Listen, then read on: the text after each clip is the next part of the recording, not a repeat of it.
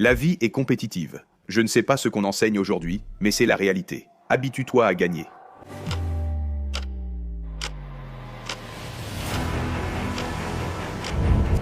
Steven Schwarzman est la 37e personne la plus riche du monde, avec une fortune impressionnante de 26 milliards de dollars. Il côtoie les dirigeants les plus puissants du monde. Et pourtant, il n'est pas connu du grand public. En fait, en dehors du monde de la finance, personne n'a même entendu parler de lui. Alors, comment l'une des personnes les plus influentes et les mieux connectées parvient-elle à rester dans l'ombre? Comment a-t-il amassé une fortune aussi colossale et acquis le pouvoir d'obtenir un rendez-vous avec n'importe quel président quand il le souhaite? Un seul mot. Blackstone. Le plus grand empire d'investissement alternatif au monde. L'une des sociétés de capital investissement les plus puissantes. Son influence s'étend partout. Et Schwarzman est assis confortablement sur le trône. Mais cela n'a pas toujours été ainsi. Il a dû serrer les dents face à l'adversité. Le chemin de Schwarzman vers la domination mondiale est jalonné d'échecs embarrassants. Il continue à se frayer un chemin vers le sommet. Nous avons perdu tout notre argent. C'était plus que traumatisant. Je n'aime pas l'échec, je n'y suis pas habitué. Nous y faisons tous face.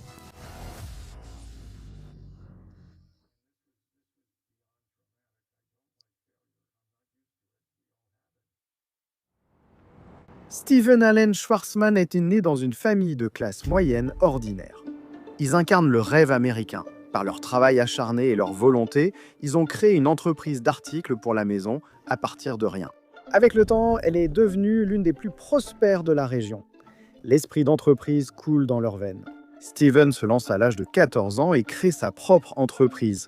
Un service de tonte de pelouse où ses frères tondent pendant qu'ils trouvent des clients. Il vend aussi des bonbons en porte-à-porte, mais passe surtout son temps dans le magasin familial. Pour 10 cents de l'heure, il fait des petits boulots, tout, de la vente de mouchoirs à l'emballage de rideaux. Vous voyez, Joseph, le père de Stephen, a hérité du magasin de son propre père. Quand il était jeune, il aidait son propre père à le gérer. Et maintenant, Joseph passe sa vie à s'en occuper. Mais le jeune Stephen déteste le magasin. Il passe des années à faire les mêmes tâches abrutissantes. Il a l'impression que c'est indigne de lui. Pourtant, Stephen reconnaît le succès de l'entreprise familiale et il sent qu'il y a une opportunité. Si ça marche en Pennsylvanie, pourquoi pas à Chicago, à New York? Mais quand il présente ses plans d'expansion à son père, celui-ci ne veut rien entendre. Il essaie de lui expliquer, mais le jeune Stephen n'arrive pas à comprendre. Et Schwarzman veut bâtir un empire et il est prêt à mener des guerres pour y arriver.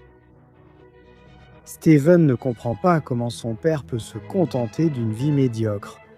Il a des ambitions démesurées, des rêves de grandeur, et il va bientôt prouver qu'au fond de lui, il a ce qu'il faut pour devenir un entrepreneur à succès dans la finance. Au lycée, il se présente à la présidence du conseil des élèves. Tu as fait quelque chose d'assez audacieux. Tu as postulé à Harvard, Yale et je crois Princeton. Et Harvard ne t'a pas accepté. Alors tu as sorti quelques pièces et tu as appelé le directeur des admissions de Harvard en lui disant qu'il avait fait une erreur. En 1966, il finit par aller à l'université de Yale, l'une des universités les plus prestigieuses au monde. Là-bas, il fonde un club de ballet. Les garçons et les filles de Yale interagissent rarement et son club est un immense succès pour les rassembler. Plus tard, il va même jusqu'à lutter contre une règle vieille de 268 ans qui empêche les femmes de passer du temps dans un dortoir masculin. Et à la surprise générale, il gagne. Mais sans surprise, les grossesses étudiantes ont fortement augmenté cette année-là. Inutile de dire qu'il devient très populaire à Yale, allant même jusqu'à être invité dans l'une des sociétés les plus secrètes et exclusives de Yale, le club Skull and Bones. En 1969, il est diplômé de Yale, fait un bref passage dans l'armée avant d'atterrir enfin dans l'université de ses rêves, la Harvard Business School. Toutes les routes mènent à Wall Street et armé de son master en 1972, Stephen est enfin prêt pour cela. Ou du moins, c'est ce qu'il pense. Il est loin de se douter qu'il s'apprête à relever l'une des épreuves les plus difficiles que la finance puisse offrir. L'épreuve du feu pour un banquier d'investissement. Le premier entretien d'embauche de Stéphane est avec Donaldson, Lufkin et Jondrette, une banque d'investissement. Quand il lui annonce que le salaire est de 10 000 $ par an, il a le culot d'en demander plus. Plus. Pourquoi? Parce qu'il connaît quelqu'un d'autre de Yale qui travaille là-bas et qui gagne 10 000 $. Stéphane veut être le mieux payé de sa promotion. Et tu sais quoi? Il lui donne ce qu'il demande. Après Donaldson, il finit par atterrir dans l'entreprise où il passera des années, Lehman Brothers. Oui, ce Lehman Brothers-là. Dès qu'il met les pieds à l'intérieur, il est passé à la moulinette. Sa formation est brutale et ses supérieurs sont humiliants. Lorsqu'il remet un énorme rapport de 68 pages sur une compagnie aérienne, il se fait immédiatement hurler dessus au téléphone. Pourquoi? Parce qu'il a fait une faute de frappe à la page 56. Ensuite, lorsqu'il assiste à l'une de ses premières réunions du conseil d'administration, entouré de ses collègues, un associé de Lehman nommé Lou Glucksmann se tourne vers lui et lui crie dessus. Tous les regards se tournent vers Steven, dont les yeux s'écarquillent comme un cerf dans les phares. Son cœur s'emballe et sa respiration se fait chaotique. Qu'est-ce que j'ai bien pu faire? Schwartzman se demande. Et pourquoi tu ne t'assois pas? Les premières années de Steven chez Lehman font passer l'armée pour un jeu d'enfant. Tout ce qu'il fait est passé au microscope et scruté. La moindre erreur, aussi petite soit-elle, entraîne une réprimande verbale sévère et humiliante de la part des supérieurs. Une telle pression suffirait à briser la plupart des hommes, mais pour quelques rares, comme Schwartzman, cela les rend durs comme l'acier. Pourtant, Steven a été soulagé lorsqu'un homme appelé Pete Peterson, oui, je sais ce que ça donne, est devenu le nouveau PDG de Lehman. Pete lui demande de l'aide sur un projet et lorsqu'il sollicite une réunion une semaine plus tard, le sang de Steven ne fait qu'un tour. Il ne peut qu'imaginer les erreurs qu'il a commises, les reproches verbaux qui l'attendent. Mais Pete est étrangement heureux, allant même jusqu'à dire « Un ami dans un endroit comme Lehman, c'est de l'or ». Maintenant, imaginez être ami avec le PDG. Pourtant, même le PDG ne pourra pas arrêter la tempête qui s'annonce. Pour l'instant, cependant, Stéphane profite d'un ciel dégagé. Avec Pete comme ami, l'ascension rapide de Stéphane chez Lehman est sans précédent. Une ascension dont beaucoup de jeunes financiers ne peuvent que rêver. Cela fait 6 ans qu'il a commencé chez Lehman et il est désormais respecté au sein de l'entreprise. Il est même pressenti pour devenir associé. Mais d'abord, il doit faire ses preuves. De nulle part, une opération de plusieurs millions de dollars lui tombe dessus. Tout commence par un coup de téléphone. Qui appelle? Le PDG de Tropicana, une entreprise de jus d'orange. Jus d'orange pur premium Tropicana. Stéphane avait travaillé pour eux, mais des acheteurs arrivaient et il voulait des conseils pour choisir une offre. Une énorme responsabilité, la plus grosse affaire sur laquelle il ait jamais travaillé, vient de lui tomber dessus et Stéphane est complètement mal préparé pour ça. Alors, que fait-il? Il réserve le prochain vol pour leur siège social. Au moment où il arrive, il a 1 heure pour se préparer avant que tout le conseil d'administration n'arrive. Et il panique complètement. Il doit conseiller sur une transaction de plusieurs millions de dollars avec seulement les informations qu'il a recueillies pendant le vol. Le poids du moment est suffisant pour l'écraser. Et après une profonde inspiration, il prend la parole. Peu de temps après, Stéphane est de retour chez lui, assis dans son fauteuil, le feu crépite, un verre de whisky à la main, de la musique jazz en fond, et il affiche une expression vide sur son visage. Sous le choc, il n'arrive pas vraiment à y croire. Il l'avait fait, il avait réalisé une fusion de 500 millions de dollars, tout seul. Pas mal pour un gars qui vendait des mouchoirs pour 10 cents de l'heure. Presque tout le monde appelle pour féliciter le prodige de la fusion. Presque tout le monde. Pour qui tu te prends, bordel? Tu as vendu Tropicana? J'étais en train de négocier pour les racheter. On te vire! Lundi, tu fais partie du passé. Le vice-président de Lehman est furieux. Il travaillait sur un accord pour acheter Tropicana pour un autre client. Et maintenant que c'était vendu, il pouvait dire adieu à son accord. Le lundi arrive comme une sentence de mort. Le vice-président de Lehman fait irruption dans le bureau, prêt à en découdre. Il convoqua une réunion avec tous les autres cadres supérieurs de l'entreprise. Déclarant qu'il y avait eu jeu déloyal, il exigea que la société renvoie Schwartzman. Heureusement, Pete est aussi présent à la réunion et il est très clair. Steven Schwartzman ne va nulle part. L'accord Tropicana scelle la décision. Steven devient associé à l'âge précoce de 31 ans. C'est tout ce qu'il a toujours voulu, mais ces célébrations sont de courte durée. Un coup d'État est sur le point d'avoir lieu. Au fil des années, Steven s'est rapproché de plus en plus de Pete, le PDG. Et sous la direction de Pete, l'entreprise a connu année après année des résultats records. Pourtant, Lou Glucksmann, tu te souviens de lui? Eh bien, il n'a rien perdu de son tempérament. Dans un incident tristement célèbre, il a arraché un téléphone de l'entreprise du mur et s'en est servi pour briser un miroir. Wall Street. Lou commence lentement à faire pression sur Pete. D'abord, il veut une promotion et Pete le nomme président. Ensuite, il veut devenir co-PDG et encore une fois, Pete le lui accorde. Puis finalement, Lou décide qu'il veut tout rafler. Il veut devenir PDG et il veut que Pete parte. Pete dehors. Lou avait préparé les autres associés dans le dos de Pete et maintenant, le moment était venu. Alors Pete donne à Lou la dernière chose qu'il lui reste. Après 10 ans de service, Pete quitte Lehman et Lou est couronné nouveau PDG. Et Pete dit à Stéphane qu'il est fatigué. Une guerre civile détruirait la société et il était de toute façon fatigué de la diriger. Il n'a pas fallu longtemps avant que les choses ne tournent au pire. Les révolutionnaires menés par Lou font une série de mauvais choix et en quelques mois, Lehman est en grave danger financier. Aucun des associés n'ose le défier et ainsi le navire fonce droit vers un iceberg à toute vitesse, pendant que tout le monde à bord fait semblant que tout va bien devant. Bref, alors que Lehman est sur le point de sombrer dans la ruine, American Express intervient et les rachète. Un rachat facilité par Steven. Heureusement, Lehman ne s'approchera plus jamais d'une ruine aussi désastreuse. Steven déteste maintenant Lehman plus que jamais. Il a 38 ans et il est enfin libre. Maintenant, c'est un homme de famille avec 2 enfants.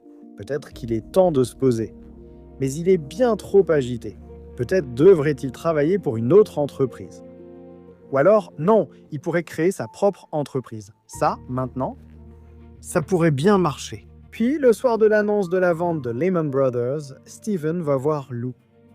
Le bâtiment est pratiquement vide, mais il aperçoit Lou assis dans l'obscurité de son bureau. Sa bande de révolutionnaires l'a abandonné, tout comme les associés et tous les autres. Il est seul, et lorsqu'il remarque la présence de Steven, il l'invite à entrer. Il parle de la honte qu'il ressent envers lui-même, de la façon dont il a mis Lehman à genoux et de son envie d'en finir avec tout ça. Le fait qu'il ait crié sur Stéphane lors de cette première réunion, qu'il ait évincé Pete et précipité Lehman dans le chaos, tout cela a dû s'effacer à ce moment-là, alors que Steven s'assoit à côté de lui dans l'obscurité. J'avais fait beaucoup de travail chez Lehman avec le président de la société, un homme qui s'appelait Pete Peterson. Et Pete et moi aimions travailler ensemble. Il était parti à la suite d'une lutte de pouvoir 1 an avant que nous ne vendions la société en 84. J'ai donc décidé qu'après la vente de la société, je voulais rejoindre Pete. Et Pete a décidé qu'il voulait me rejoindre. Ce que nous voulions, c'était travailler à nouveau ensemble. C'était en quelque sorte logique de vouloir faire ça dans sa vie. Et il y avait un bon ressenti, et généralement, quand on fait des choses dans la vie qui procurent un bon ressenti, ça a tendance à bien se passer. Lehman a montré à Schwartzman le sommet du succès, comme les bas les plus profonds. Mais Steven est prêt à lancer sa propre entreprise, celle qui va bouleverser l'industrie financière jusque dans ses fondements. Maintenant libéré de Lehman, Stéphane se rapproche à nouveau de Pete et il décide de se lancer et de créer une entreprise à partir de zéro. Ils s'assoient dans un restaurant tous les jours et discutent pendant des heures du type d'entreprise qu'ils vont lancer. Un plan stratégique formidable. Nous avons élaboré un bon plan stratégique pour faire du conseil afin de payer le loyer, puis pour nous lancer dans le secteur des rachats, car cela semblait, franchement, une façon assez simple de gagner de l'argent au milieu des années 80. Et puis la troisième partie de notre plan stratégique était d'attirer des personnes très talentueuses. Ils voulaient appeler leur entreprise Peterson et Schwartzman, mais Pete n'aimait pas ça. Si l'entreprise échouait, leur nom serait mis en avant. Après avoir réfléchi un moment au nom de leur entreprise, le duo finit par choisir Blackstone. Ils signent le bail d'un bureau, engagent une réceptionniste, impriment des cartes de visite, les priorités. Se sentant satisfait de leur progrès et confiant dans l'entreprise, le duo investit chacun $200 000. C'était maintenant l'heure de l'inauguration du Blackstone Group. Ils achètent une page entière de publicité dans le New York Times.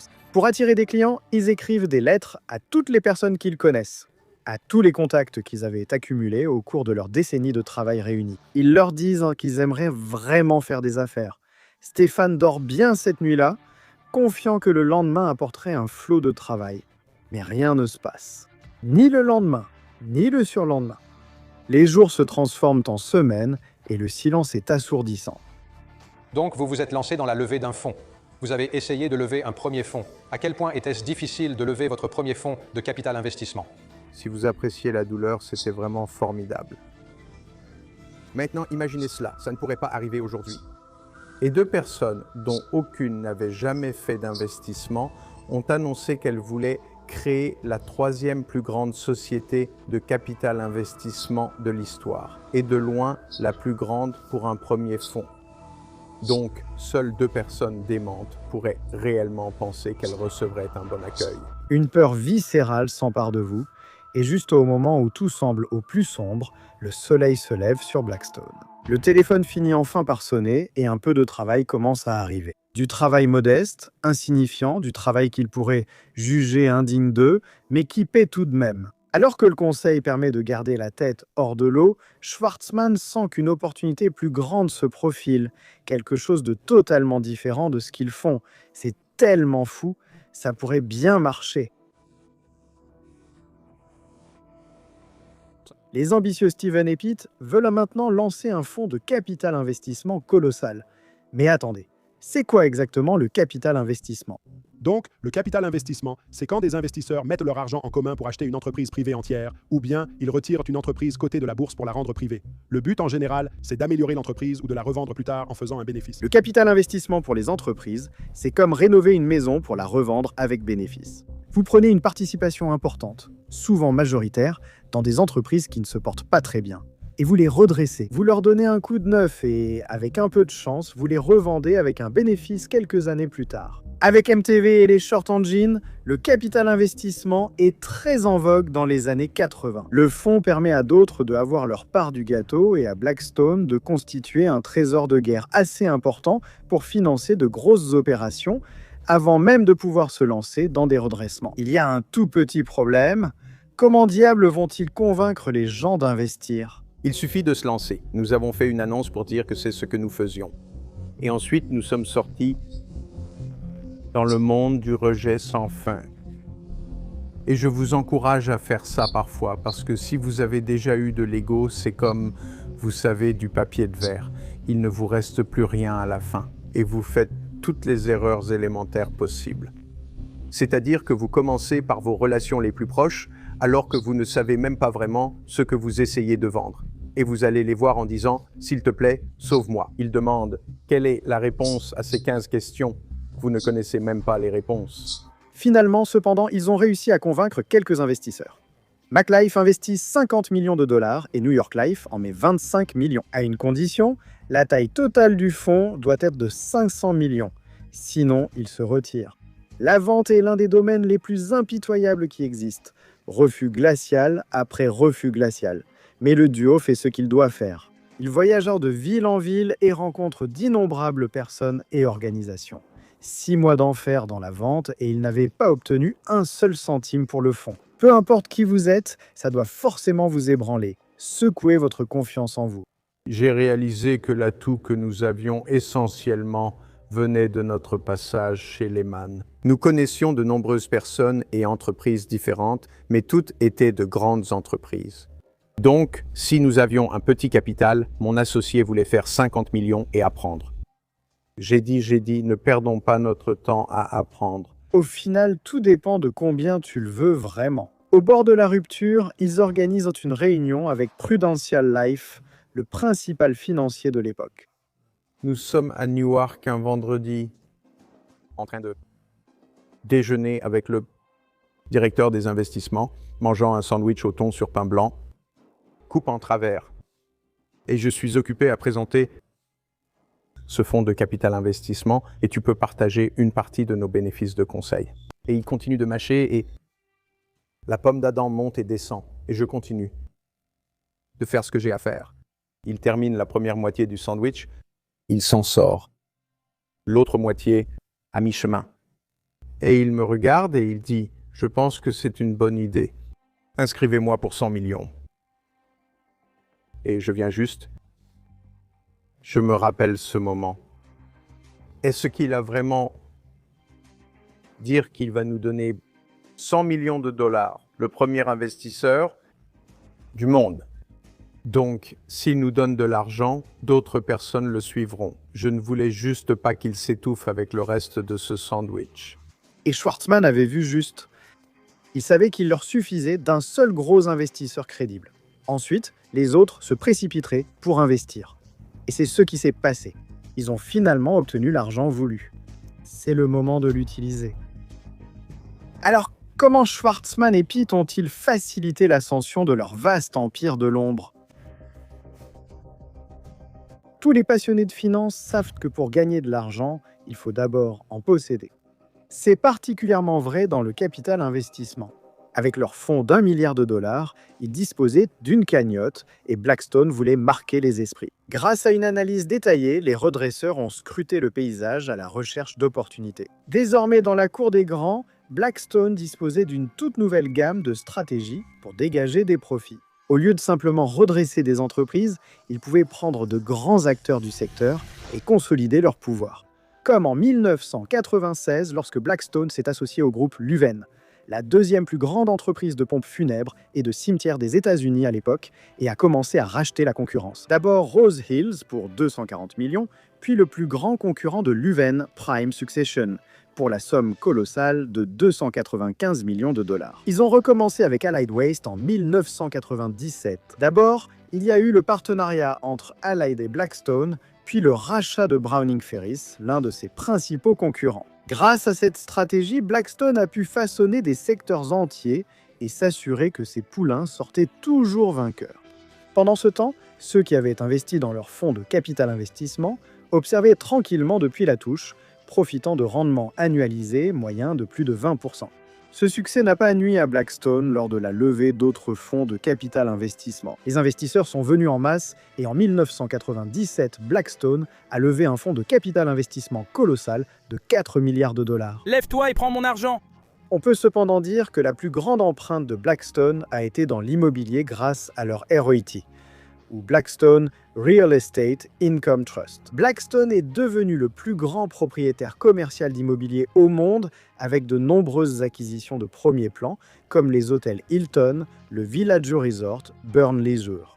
Ils ont également englouti d'immenses pans de maisons américaines, près de 300 000. Alors que les prix des maisons américaines ont grimpé en flèche ces dernières années, cette entreprise devenue un géant en a tiré d'énormes profits. Et leur FPI a explosé pour détenir 69 milliards de dollars de biens immobiliers, ce qui en fait l'une des plus grandes FPI de tous les temps. Alors, imaginez acheter 40 milliards de dollars de biens immobiliers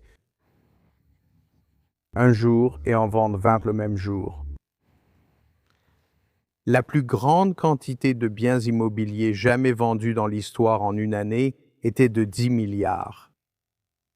Nous faisions 6 fois plus que les autres en une seule journée. Blackstone a éclipsé toutes les autres sociétés de capital investissement, devenant le titan de 100 milliards de dollars qu'elle est aujourd'hui, là où chaque jeune ambitieux rêve de travailler un jour.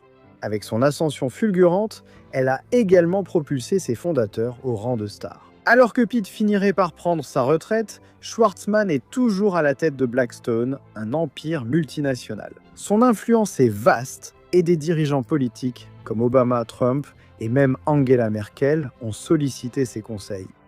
S'il y a une chose que l'histoire de Schwartzman démontre, c'est que le succès ne vient qu'avec du sang, de la sueur et des larmes. Et si vous le voulez, il vous faudra la ténacité d'un battant ou celle d'un garçon qui balaie la boutique d'articles ménagers de son père, rêvant d'une vie meilleure. Beaucoup plus.